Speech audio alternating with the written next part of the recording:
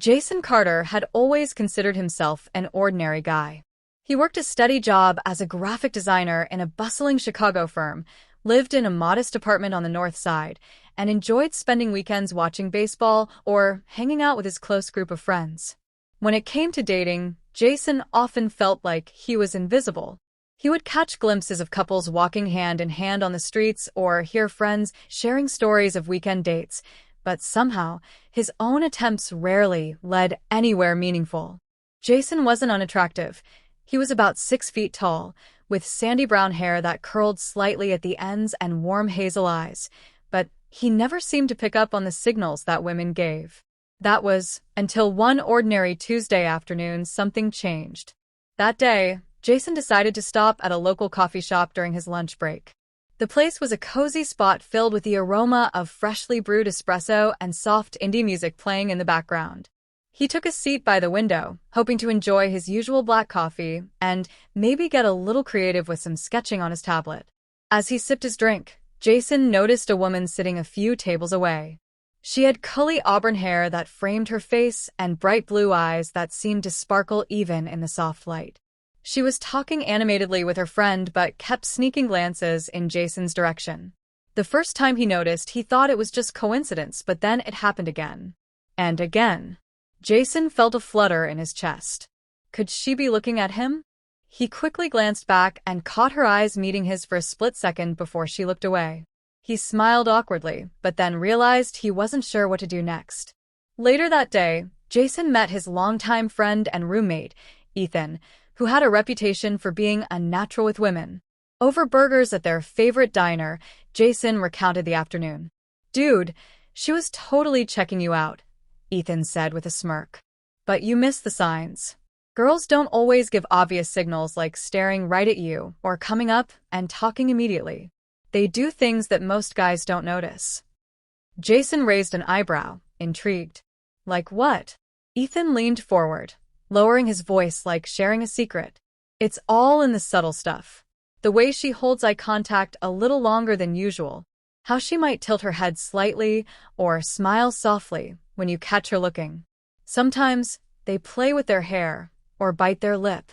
Those little moves mean she's interested, but most guys don't even see it because they're waiting for a full-on approach." Jason was surprised. He had never thought of it that way before. Most of the time, he was waiting for something big, a direct smile, a bold comment, an invitation. Instead, he had been overlooking tiny clues that could have made all the difference. Over the next few weeks, Jason began to watch carefully whenever he was around women. He noticed more and more how subtle body language spoke volumes. At work, he caught coworkers glancing at him, then quickly looking away. At the gym, a woman adjusted her ponytail and glanced in his direction while running on the treadmill nearby. These were moments he would have missed before. One evening, Ethan invited Jason to a small gathering at a friend's house. Jason was hesitant at first, nervous about meeting new people, but Ethan assured him it would be fun. The house was warm and buzzing with conversation when they arrived. Jason felt a bit out of place but tried to stay calm. Across the room, Jason spotted a woman he hadn't met before. Her name was Emily.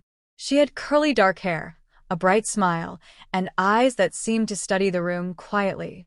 Almost immediately, Jason noticed something. Emily was looking at him, not just once but several times during the night. Each time, she held his gaze just a little longer than normal, and sometimes, when their eyes met, she'd tilt her head ever so slightly. Jason remembered Ethan's words. This was the kind of sign women gave when they were interested. He felt his confidence grow just a bit. After a while, Emily came over, smiling warmly. "Hey, I think I've seen you around before," she said, her voice friendly and sincere. Jason smiled back, suddenly feeling more at ease than he had in a long time. "Yeah, I work downtown and I usually come to this coffee shop on lunch breaks."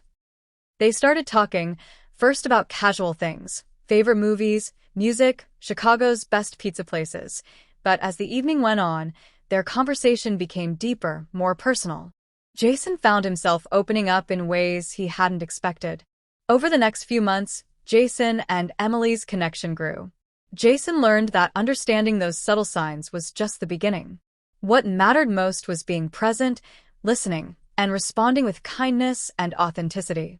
Jason never became a player or a master of tricks, but he discovered that the women who were truly interested always gave little signs. The challenge was noticing them and having the courage to engage.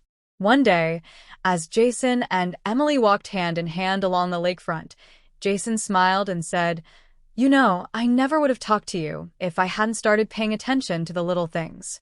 Emily laughed softly. "That's because girls do this, but most men miss it." Jason grinned. For the first time, he felt like he truly understood.